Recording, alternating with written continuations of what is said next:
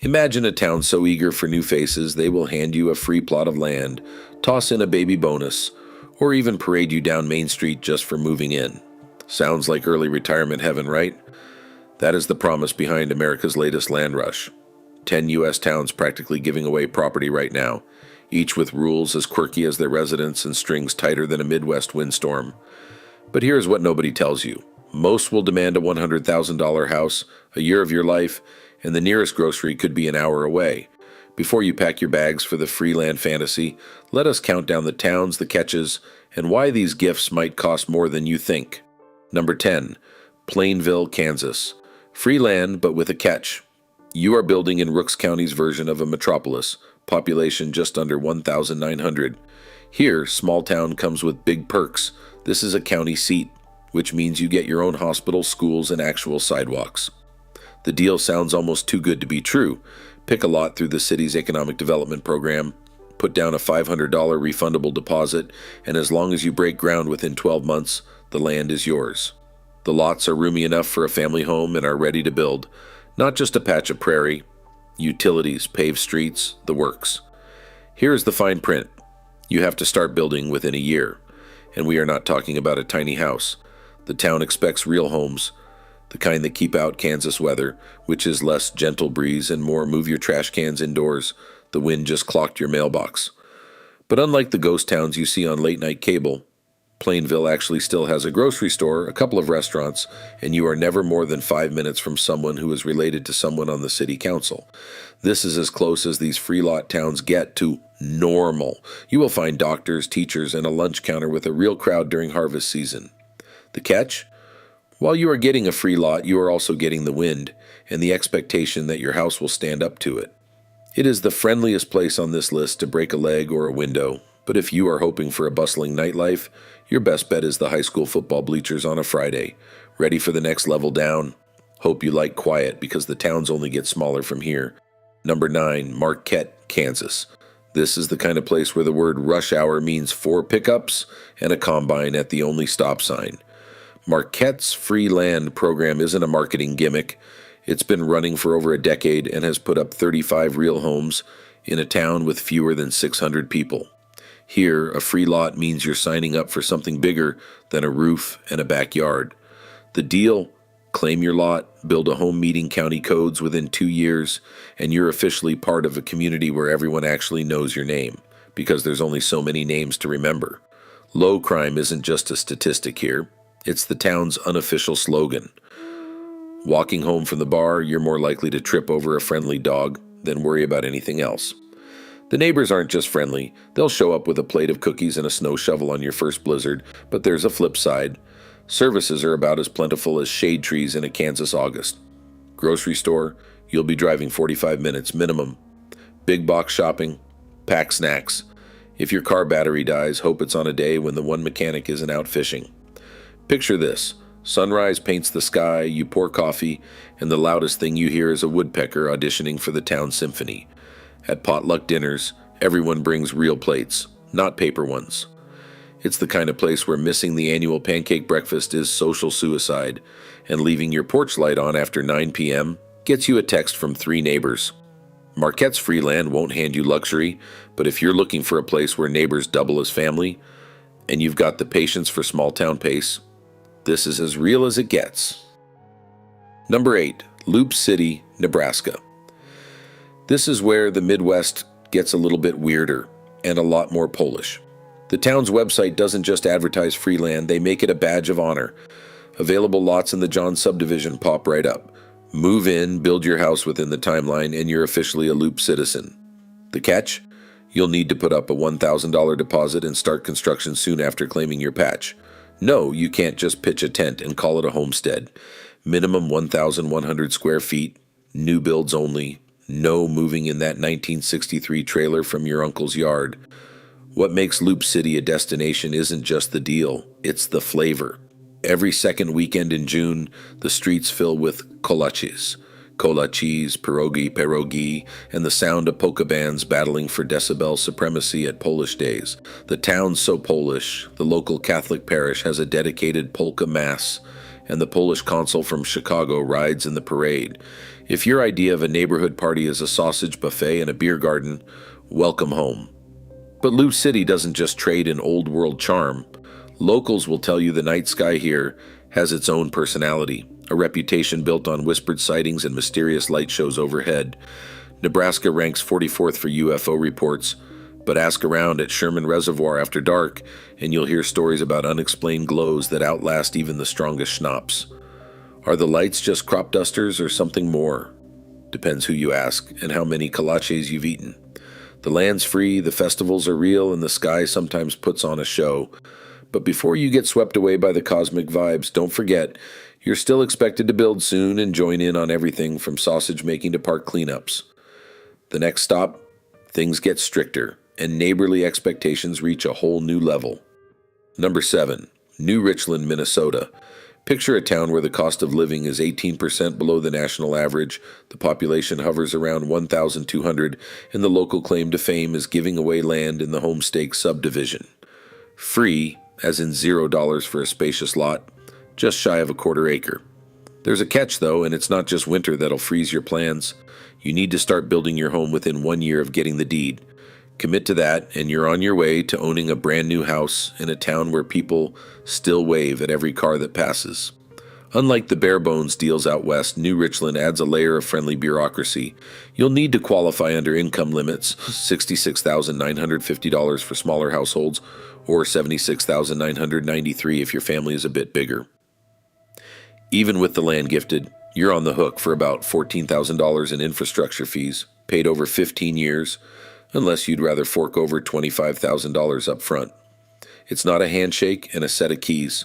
It's paperwork, a credit check, and a ticking clock on your dream home. There's a local myth that fences and oversized houses are banned, but the reality looks a lot more like standard suburbia. Build what fits on your lot, grab a $35 permit if you want a fence, and don't expect to put up a shipping container palace. Most newcomers stick to classic Minnesota styles. Think sturdy, modest, with enough space to store winter boots for the whole family. Neighborhood drama? It usually involves someone leaving their porch lights on too late or debating which casserole should win the church supper. Step outside in the morning, and the loudest thing you'll hear is the sound of someone shoveling their driveway. Community here means potlucks, a school system with real test scores, and neighbors who'll notice if your mailbox goes unclaimed for a day. If you're looking for a minimalist retreat with big lot freedom and a realistic price tag, New Richland is about as pure Midwest as it gets. Next up, things get a little more interesting. For every new baby, the town pays you. Number 6, Elwood, Nebraska. This is where the welcome sign is not just a slogan, it's a policy. Elwood will hand you a plot of land and then sweeten the pot for every baby you raise there, up to $5,000 per child. If you are looking for a town that is all in on the next generation, this is it. Population hovers around 700, but the perks are outsized. The village chips in 10% of your construction costs, up to $25,000 just for building a home. Median home price, $115,000. Monthly rent, $540. That's a new roof and a Netflix subscription away from the national average. But here's the fine print. Elwood's got all the charm of a lakeside village. There is a reservoir just outside town, but the services are strictly small town. The one coffee shop in town is closed by 3 p.m. sharp, so if you are counting on a late cappuccino, bring a thermos. And do not be surprised if your newborn learns the sound of a freight train before their ABCs. The tracks run close enough that a midnight horn is less a nuisance and more a local tradition. Elwood wants families, not just bodies. Their cash bonus is not window dressing. It is a full court press for anyone willing to grow roots and preferably plant a few more. Build a home, have a child, get a check. Simple math, but the catch is simplicity itself. This is not suburban sprawl, it is rural minimalism. Grocery runs mean a drive, and the wind here does not whisper, it shouts. Yet for some, the promise of community, affordable living, and real investment in your family's future is just the starting line. And if Elwood sounds too bustling, wait until you meet Marne, where even the post office takes a nap. Number 5, Marne, Iowa. Here is the offer. Free land, no tricks, no PowerPoint presentations, no welcome baskets. Population? About 120. That is not a typo. If you dropped the entire town into a high school gym, you would still have room for the volleyball team. The deal is simple. Pick your lot, promise to build a home meeting minimum square footage, start construction within 18 months, and you are in. No minimum family size, no mandatory workshops, no quirky heritage festivals. Just you, a field, and a handshake from the mayor if you can track him down between his duties at the bar, which also doubles as the town hall. Services in Marne are, let us say, minimalist. There is a single church. No school, no grocery store, no gas station, not even a stoplight to slow you down. The post office opens for 1 hour a day. If you want to mail a package, set an alarm. The town's only bar hosts council meetings, birthday parties, and probably most of the marital arguments. Everything else is a long drive away. Amazon delivery is less overnight and more eventually. Picture this. You build your house, look out your window, and see the entire population out for a walk, because that is maybe 6 people and a dog. Traffic? Non-existent. The only time you will wait in line is if you are the second person at the post office. If you need groceries, hope you filled up the trunk. The closest high school is in the next county, and the nearest hospital is a name you will learn before you need it. For pure, no-strings-attached land, Marne is unbeatable. But the price of admission is total isolation and a lifestyle where quiet does not just mean peace. It means a genuine absence of almost everything.